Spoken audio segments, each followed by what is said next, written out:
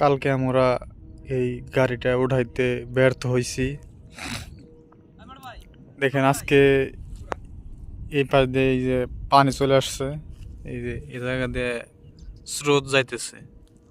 আপনারা বুঝতে পারতেছেন কিনা জানি না।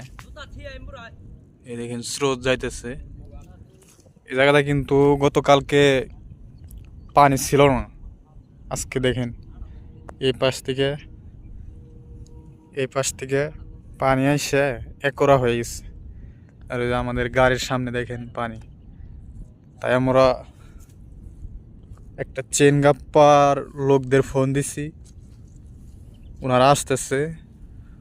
চেন গাপ্পা দিয়ে টাইনে আমরা গাড়িটা উঠানোর চেষ্টা করবো। দেখা যাক, আল্লাহ ভরসা।